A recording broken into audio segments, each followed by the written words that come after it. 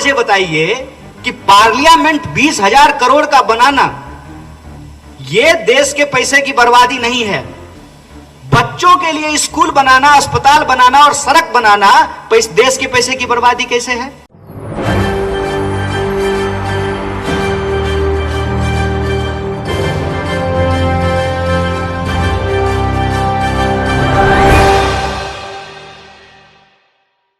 नमस्कार, मैं नाज़मीन खान और आप देख रहे हैं SPNI न्यूज़।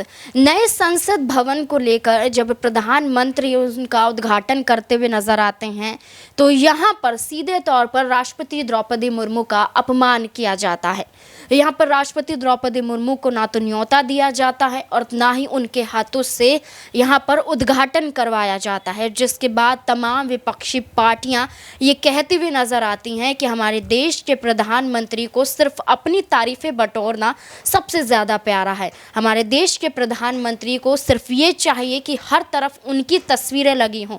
तो ऐसे में नए संसद भवन का उद्घाटन हुए काफ़ी वक्त हो जाता है, लेकिन अभी भी ये मामला गरमाया हुआ नज़र आ रहा है, क्योंकि यहाँ पर घोटाला जो शब्द है वो इस्तेमाल किया जा रहा है। तमाम विपक्षी पार्टियां इस घोटाले को लेकर प्रधानमंत्री नरेंद्र मोदी पर निशाना साध रही हैं। अब ऐसे में देखा जाए तो एक तरफ अपमान है तो दूसरी तरफ घोटाले की खबरें सामने आ रही।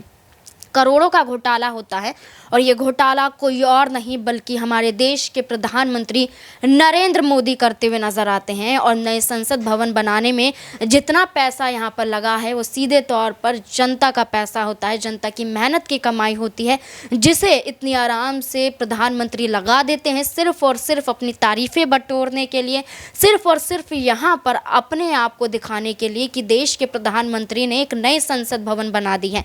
तो ऐसे में देखा जाए तो प्रधानमंत्री पर सवालिया निशान खड़े हो गए हैं। अब यहाँ पर सीधे तौर पर देखा जाए तो राष्ट्रपति द्रौपदी मुर्मू अगर यहाँ पर एक्शन लेती हुई नजर आती हैं तो सीधे तौर पर प्रधानमंत्री की मुश्किलें बढ़ेंगी। लेकिन इसी बीच यहाँ पर एक बहुत बड़ा खुलासा कांग्रेस नेता कन्हैया कुमार करते हुए नजर आते हैं। कन्हैया कुमार तमाम सबूतों के साथ दिखाते हैं कि यहाँ पर कितने पैसे लगाए गए हैं और वो पैसा कहाँ लगाया जा सकता था और ये पैसा कहाँ से आया है, ये तमाम चीज़ों का खुलासा करते हुए कन्हैया कुमार एक रिपोर्ट दिखाते हुए नजर आते हैं। क्या कुछ कन्हैया कुमार कह रहे हैं, देखिए इस रिपोर्ट में। कि हमारी तमाम जरूरत की चीजें जो पहले भारत की कंपनी, भारत के लोगों द्वारा, भारत के लोगों के लिए बनाया जाता था, आज ये स्थिति पूरी तरह से पलट दी गई है। इसीलिए अर्थव्यवस्था के मामले में यह सरकार पूरी तरह से फेल हुई है। खुद सरकार का दावा है कि हम 80 करोड़ लोगों को 5 किलो अनाज दे रहे हैं।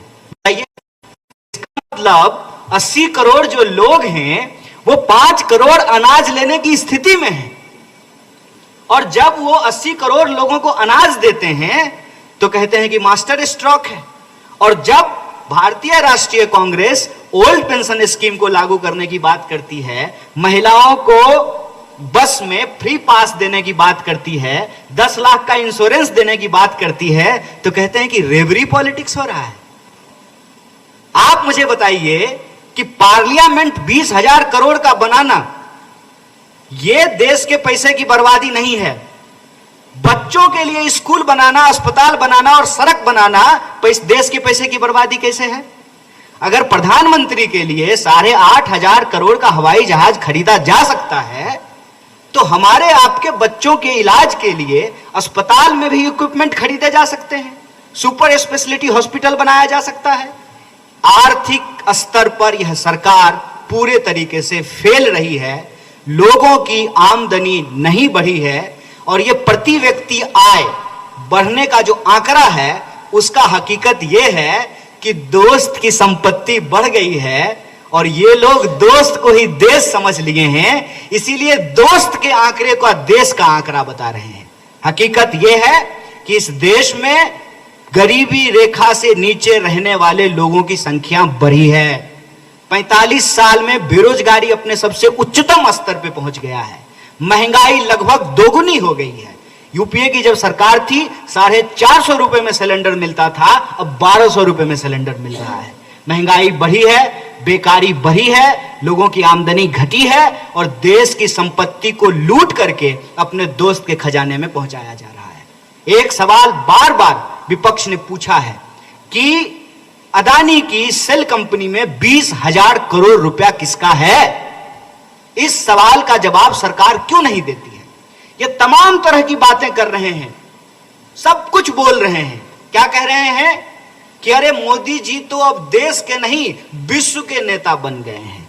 वो कहावत आपने सुना है ना, घर में नहीं दाने आम्मा चली भुनाने।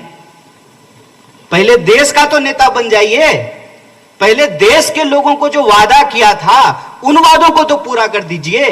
और ये हमने नहीं किया था, आपने किया था, अपने ही मुंह से किया था, और हम उम्मीद करते हैं कि होशो हवास में किया होगा। आप जब भाषण देते हैं तो होश में ही भाषण देते होंगे। अगर आपने होशो हवास में अपना बयान दिया है, अपने घोषणा पत्र में यह लिखा है, अगर हमने अपने घोषणा पत्र में लिखा है कि हम ओल्ड पेंशन स्कीम लागू करेंगे, और अगर हम नहीं लागू करेंगे तो आप हमसे सवाल नहीं पूछेंगे, हमसे सवाल पूछेंगे ना। लेकिन उनसे सवाल कैसे पूछेंगे? 9 साल नो प्रेस कॉन्फ्रेंस, कहां सवाल पूछेंगे? वो अपने फेवरेट जर्नलिस्ट को नहीं, एक्टर को इंटरव्यू देते हैं और के बताते हैं कि आम कैसे खाते हैं। अरे आप आम कैसे भी खाते हो, आप ये बताइए कि हम खाना कैसे खाएं। आप क्या पहनते हैं, कितने घंटे सोते हैं, इससे हमको क्या लेना देना है। आप ये बताइए कि 45 साल में देश में सबसे ज्यादा बेरोजगारी कैसे हो गई। आप ये बताइए कि महंगाई लगभग दोगुनी कैसे हो गई है। आज इन्फ्लेशन रेट का डेटा दिखा रहे थे भाजपा के एक मंत्री साहब। एक तो उनको देख करके हमको हंसी आती है, क्योंकि उनकी पूरी सरकार इस विधा पे चल रही है, त्वमेव माता पिता त्वमेव बंधु सखा त्वमेव। मतलब प्रधानमंत्री सिर्फ प्रधानमंत्री नहीं है, वो प्रधानमंत्री भी हैं, राष्ट्रपति भी हैं, लोकसभा अध्यक्ष भी हैं, विदेश मंत्री भी हैं, रेल मंत्री भी हैं, वित्त मंत्री भी हैं, और कभी कभी तो जो है ओलंपिक से मेडल लेकर के आए हुए खिलाड़ियों का मेडल लेकर के खुद खिलाड़ी भी बन जाते हैं। तो वो राजा बाबू हैं, उनको जब मन करता है वो बन जाते हैं। नहीं, जब कहते हैं कि देश का डंका विदेश में बज रहा है, तो मैं पूछता हूं कि विदेश मंत्री कौन है? कौन है विदेश मंत्री?